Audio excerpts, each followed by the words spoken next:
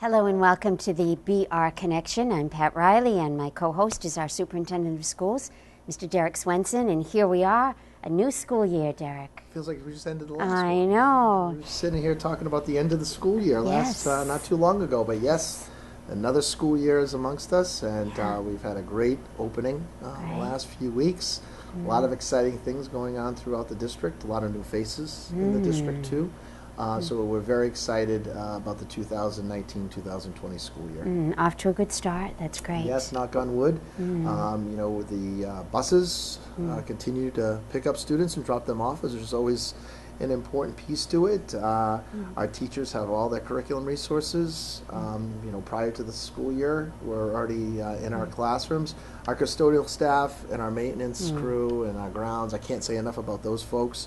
Our schools, even some of our older buildings. When you come in on that first day of school, it looks like there's never been a body in them. So they work incredibly hard over the summer to get our facilities up to snuff for our 5,500 students that come in each and every year. So I can't say enough to those folks. And we do have a new director of facilities, Robert Pacheco, and he has done an outstanding job. As you know, Al Baroncelli was here for 20 years, so we had some real stability. We had a new gentleman come in for a few years, Mr. Paul Fox. He did a really nice job for us as well. He got a job closer to home for more of a municipal type position, working for an entire town. So Bob came to us July 1st and hit the ground running and has done some really, really great things with our custodial and maintenance staff, and again got those buildings ready to open on the 3rd. So it's been a really, really good start. We had a wonderful convocation. We had actually Commissioner Riley. Yes, I heard it. Yes. So we actually, myself and Mr. Powers, actually had the opportunity to attend a few workshops and conferences throughout the last school year where Commissioner Riley spoke. And I got to tell you, his message just really resonated with us. He is just an average Joe, very intelligent man, but very down to earth, very approachable, funny. And what I like about him is the view that he believes in accountability, which we should all have, but does not truly believe that the sole focus should be on our standardized testing, and that we really truly should be building relationships with our students and our families and our communities. And especially now we talk about the uptick of our social emotional issues. A lot of that, and I tend to agree with him, has to do with a lot of the changes that we've had in the state over the course of the last 10 years in terms of curriculum and assessment and instruction.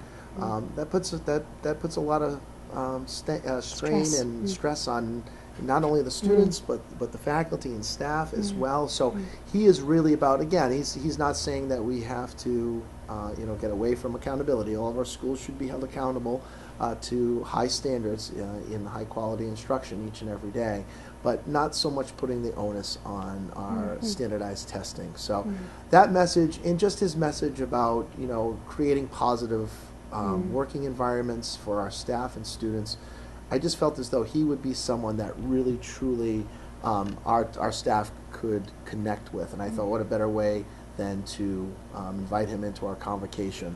We happened to meet him last year once again in person, and had an opportunity to speak with him at BSU when he was presenting there. And then later, as you know, we had a School of Recognition last year, which was the La Liberty Elementary School, and we were recognized as a district at the State House, and he was there as well. So at that point, I asked Mr. Powers, our assistant superintendent, maybe we invite him to convocation and see what happens.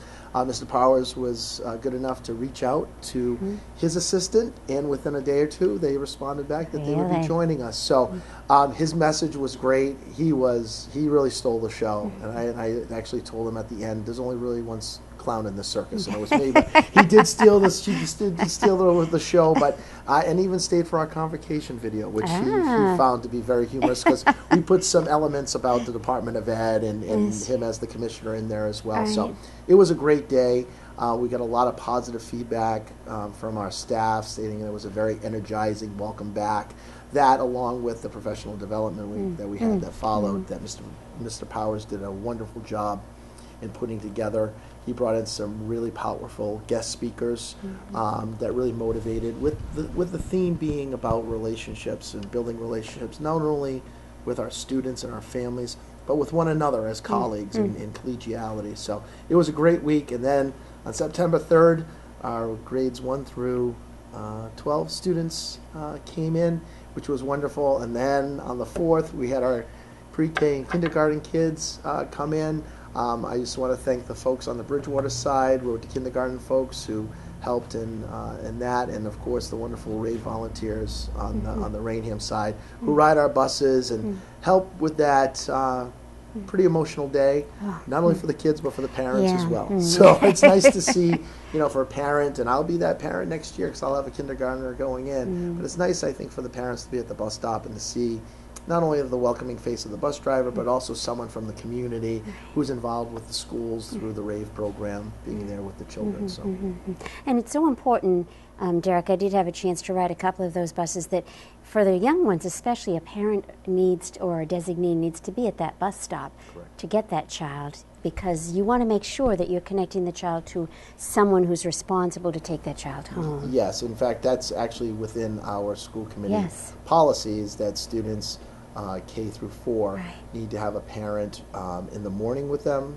dropping them off at the bus stop and remaining there until the bus arrives, and also to greet them in the afternoon. I know sometimes it's difficult for parents to do that, and we respect that and understand that. So we do ask them that they please work it out either with a neighbor within their neighborhood or a family member, and we don't have many issues with that moving throughout the school year. But sometimes those situations do occur, and they have to make some adjustments. But we felt as though that's an important one from a safety aspect.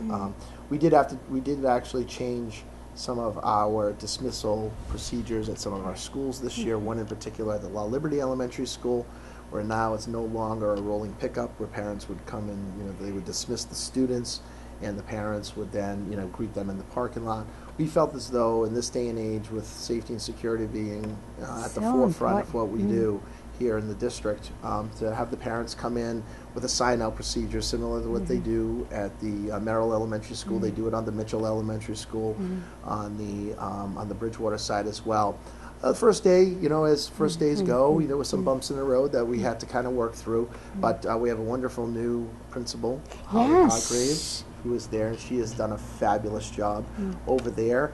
And by day 4, I challenged her. I said, if you can do it under 7 minutes. I said, no, this is how I challenge people. I said, you can't do it under 7 minutes. And by day 4, she had done it under 7 minutes. And the first thing she did was reach out to me and tell me I did it under 7 minutes. So we don't want to inconvenient parents. I don't want parents to think that is, the grand plan to create any type of inconvenience for them. But we have to understand that, again, in this day and age, with safety being what it is, we want to make sure that each student is being dismissed to the right parent or guardian or anyone who is then on that emergency list to be dismissed to. And we have a system down now, and our teachers have been outstanding with it. Our paraprofessionals, secretaries, everyone. It's a collective effort at those schools to make sure that make sure our students are safe and being dismissed in a safe manner. I don't know if people realize the huge project it is to get all of those children, little ones and all the way up, from the school home and to school in the morning. It's a huge undertaking. And all the credit to those bus drivers, because they have to keep their eyes on the road to make sure their bus is safe and their passengers are safe, and also keep an eye on those little guys too. So it's a huge challenge. And I can't say enough about our bus drivers and what they do. And each year the Rave is kind enough to put together a breakfast of appreciation for our bus drivers. I also think with the Merrill PTO. Right. And each year I tell them they are the first face that all of our students see each and every day. So they do make a difference, and it's the last face that they see of an adult most times from the school end of things at the end of the day. So the way in which they greet and the way in which they drop off, and they can make or break a student's day. So they do have a very important job, driving 2 tons of steel with 80 students And in this day and age with distracted drivers, it's a very, very difficult job. And some of our streets, as you know, on both sides of the district, are not really conducive to bigger machinery type vehicles coming down. So they have a very difficult job. They do a wonderful job for us, and I can't say enough about them and Mr. Lucini and everyone that works with us collectively. This year also I mentioned a few names, Mr. Pacheco, I mentioned Mrs. Hargraves, who's been doing a wonderful job. Tell us a little bit about her, though, because obviously La Liberty is one of our 3 schools here in the Raynham side of the district. Yes. And I know we had, obviously, for years, Mr. Bray, who was so appreciated, and now Bridgewater appreciates him, I've heard. Yes. And then we had Mrs. Rodriguez, who was wonderful to fill in for that year. And now you have Mrs. Hargraves. So Mrs. Hargraves comes to us. She started her career in Middleborough, where she worked there as an administrator, and she actually she oversaw the entire elementary school program. So she was the director of elementary school studies in Middleborough. She later went and worked for the state for an online academy where she was the principal.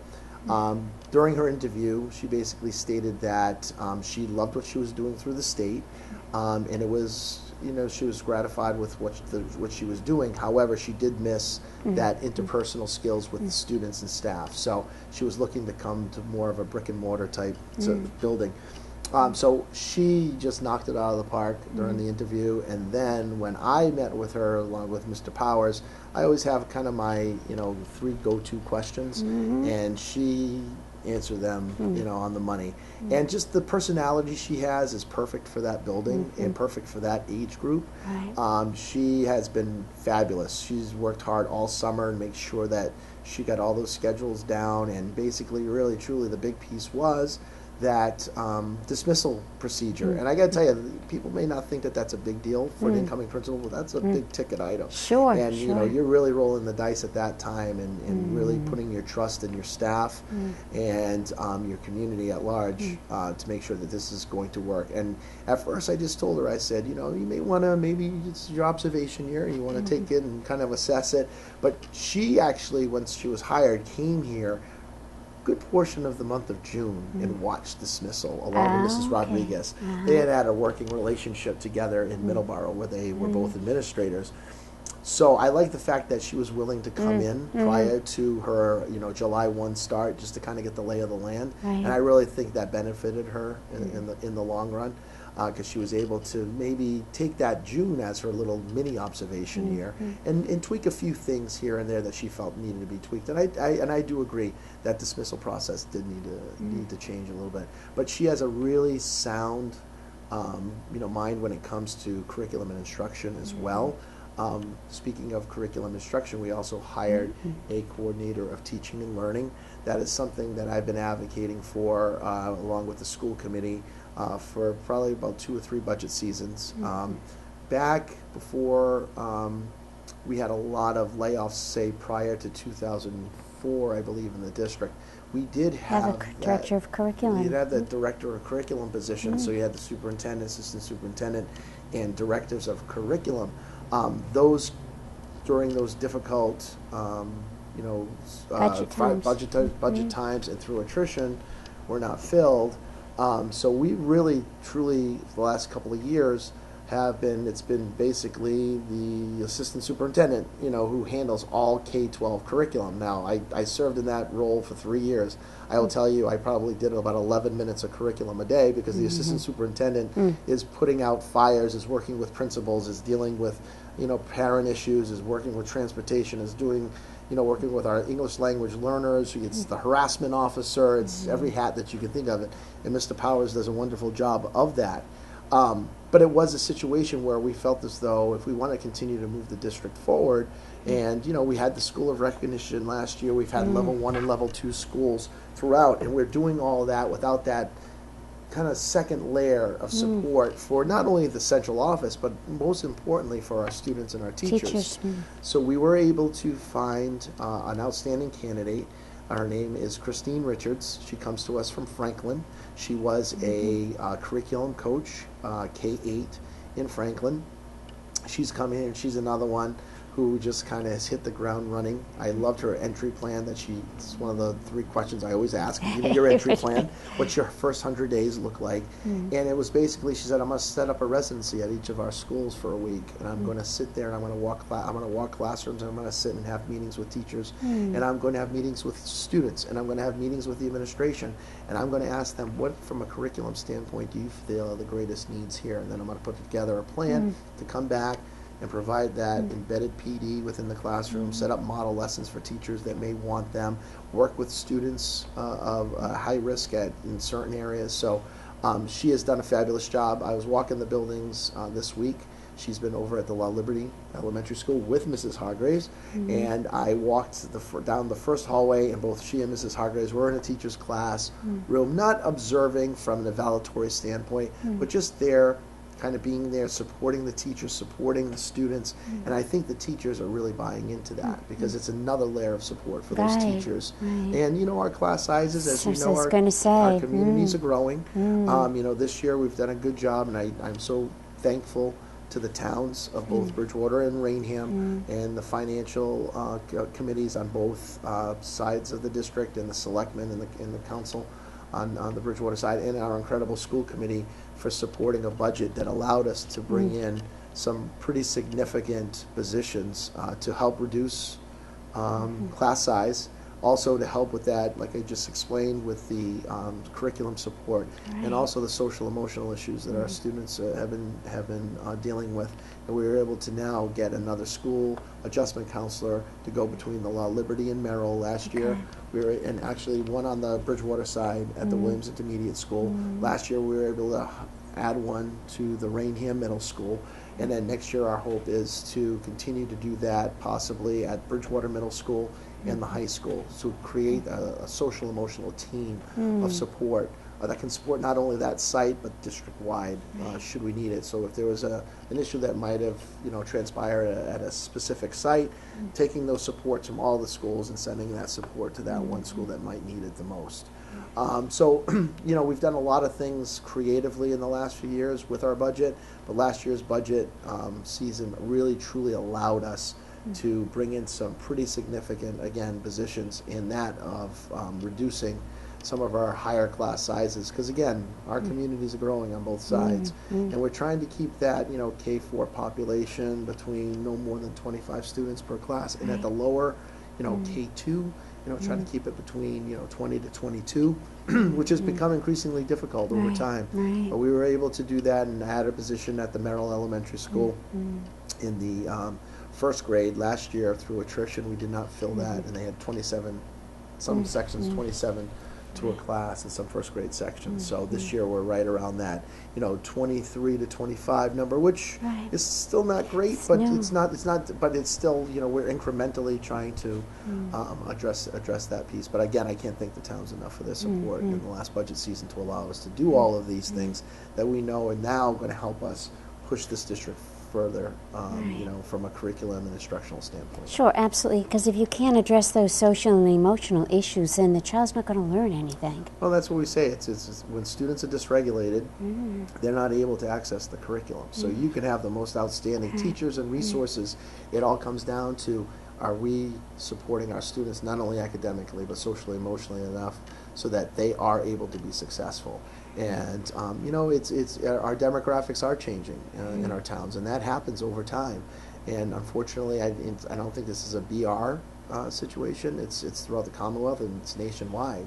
The uptick of the social emotional issues that our students are unfortunately coming in the high influx of students that come in with some level of mental illness and those types of things. So we're trying to address those and not only provide support with the student within the K-12 environment, but also provide supports for the parents at home. And it's amazing because you ordinarily would think that the students that might have social and emotional issues are the older students, but to hear that it affects even the little ones is really... Yeah, unfortunately. I mean, even as low as, our kiddos that are coming in at the kindergarten level. And, the kindergarten level one are difficult because, the K1, 2, because you have to differentiate between what is truly a social emotional issue, what is developmental. You have some students that come in that have been in preschool programs, so they come in and they're able to access the curriculum right away. You have some students that don't have that experience prior to a kindergarten experience and may have stayed home with mom or a relative, so the socialization piece becomes a difficult piece for them initially. So really truly you want to try to gauge like what is truly a social emotional issue for that student, what is just developmental, and over time will that correct itself once they become acclimated to that academic environment. So yeah, but unfortunately it is a situation where we are seeing some students come in as low as kindergarten with some real social emotional issues, and I think that's reflective of what society, unfortunately, some elements of society have become. We have a lot of folks, there's a lot of students coming into us that, in this region, as you know, with the opioid epidemic and things along those lines, and things that have happened over the course, and with the economy in the last few years, you have some folks that have come in and moved in with, grandparents and the rest, and it's just, the demographic is definitely changing on both sides of the district, but again, when your demographic changes, you have to evolve with the change, and you can't expect the change to change on their own. You have to support them in that, and that's what I think we've tried to do over the course of the last few budget seasons, is to say, this is what we're recognizing, we have the data to support it, and this is what, we have a great lead nurse in Marie Fahey. Oh my gosh. We have a program that's called SNAP, which logs in every visit to the nurse's station, but then also logs how many social emotional visits we have, and then how many have then been referred to some type of counselor, so that's important data to have when you're trying to advocate for positions that are going to help support those students of those significant needs. So we're getting there. We still have a lot of work to get done in that area. I will say Mr. Powers and a group of administrators and teachers went to a training last year. It was called an Excel training, and it was all about embedding social emotional learning within our curriculum, and we have created our own Excel team now. And we have incorporated things within our curriculum each and every day. In fact, it was yesterday we walked the Mitchell Elementary School, and in every class we went into started with morning meeting, and morning meeting is about students learning to engage and interact with one another, and I will say this generation is probably the most connected generation in terms of technology, but the most disconnected in terms of interpersonal skills. So we're trying to provide that to them, and in morning meeting, it's as simple as sitting in a circle and saying, "Hello, Pat, my name's Derek. Last night I had football practice. It was great. I met a new friend. What about you?" And then they share things with about their families or common interest, and each day you try to talk to another student. So it's one of those deals where we're trying to socially engage them prior to any type of learning taking place. And we also truly this year, part of my convocation message to the staff this year was that I know the first few weeks it's all about setting up our routines and our rules, and I understand that that's a big part of our world. But I want them to focus this year more on the building of relationships with our students than rules. Rules are important, but the relationship piece that's essential, because if you build that relationship piece, you're not going to have to worry about enforcing as many rules, right?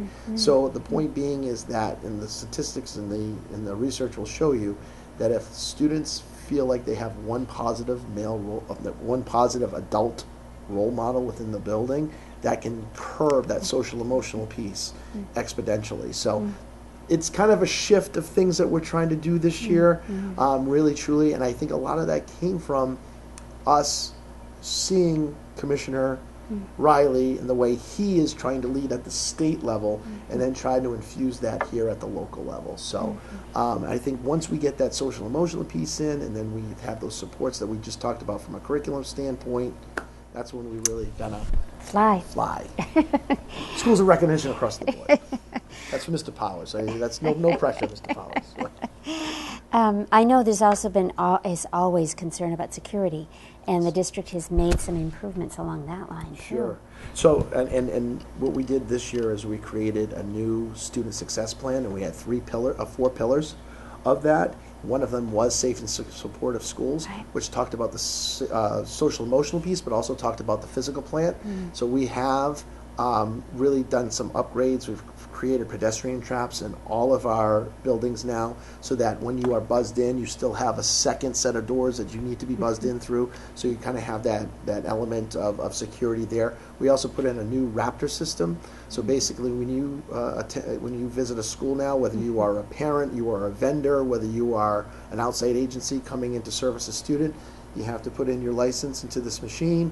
It actually does a background check on you. If there are any red flags that you should not enter a school building, that will give us that signal to the secretary. At that point, you are in that pedestrian trap. Really? And then we will contact either an administrator or a school resource officer and ask that individual. That quickly. That quickly. Yeah, it's all about, it goes right into the sexual predator database, and basically when it prints out your new visitor's badge, is actually a picture of you from your license that you put on, and each day there's a new color, so you can't come in on Monday with a badge and then come in the following Wednesday and use that same badge. It's a different color system each and every day. Goodness. So, and it was really short money considering what we did, and we put that in all of our 6 schools currently, and it's been outstanding, and the parents have given us really positive feedback in regards to that. And again, it's not just parents. Any vendor that comes in, anybody who's going to come in from the outside has to go through that system in order to receive entry to the physical plant. Very good. And then we are also still have our 2 school resource officers, Detective Pacheco on this side of the district, and Officer Kevin Kearns on the Bridgewater side. Tomorrow we actually have our first safety and security meeting of the school year, where we invite in the chiefs of both fire and police from both sides of the district. We also invite the entire administrative team. We have our bus company, Mr. Lucini. We have food service with Eric Delisle. We have our lead nurse there, and we have a set agenda. We talk about any issues that may be coming down the pike in terms of safety and security, and reviewing all of our protocols and safety procedures throughout the school year. So it's a united effort that everybody's on the same page. And it's so great to, because I've come from communities where, maybe fire and police don't really kind of see eye to eye, or, police and schools. We have a really, really good core group of individuals that work collectively together with one common goal: to keep our students and staff safe. So we are just about out of time here. A couple more minutes, Mr. Swenson. But how, very quickly, can parents help support what happens in our schools? Well, I would say one thing, and I tell parents all the time. Sometimes a decision is made, they contact us after, and they, and I say, well, that's a very reactive approach to it, and I understand, because I too am a parent in the district, and I live with a parent, not my own parents, my wife's a parent, but so she has no problem telling me when she disagrees with decisions that are made, but be part of the process. You can't be upset with the end result if you're not part of the process. And I know, as a parent myself, we are very programmed. We're at ball fields, we're at dance recitals, we're at CCD, we're at everywhere, and our life becomes our kids. But the most important part of your child's life is their education. So if that is indeed the case, show up to budget subcommittee meetings, show up to our school committee meetings, show up to our policy meetings, all those things that when we're talking about those, things that parents may not necessarily agree with, that comes through a policy process. It's not just me saying this is how it has to be. In fact, I don't create policy. School committee does. I execute policy, and that's what parents maybe sometimes don't understand, and unless you're in this business, you may not have an understanding of that. But we have an incredible school committee that works very hard, and a lot of different subcommittees throughout the month. I probably have 3 or 4 different subcommittees that I have to attend: budget, long-term planning, policy, a number of those. Show up to those meetings. Be a voice. There's always public comment there. Show up to our school committee meetings. And then once the budget process starts, show up to our budget meetings. Show up to the subcommittee meetings leading up to the budgets. Show up to when I present my preliminary budget in January. Show up to the joint meeting that we have with the towns, because all of those things, you have a voice, and your voice is going to be heard, and that's going to help us within the process. And that's a good message, and we are out of time, but we'll have you back again soon for another episode of the PR Connection. Thank you for joining us. Thank you.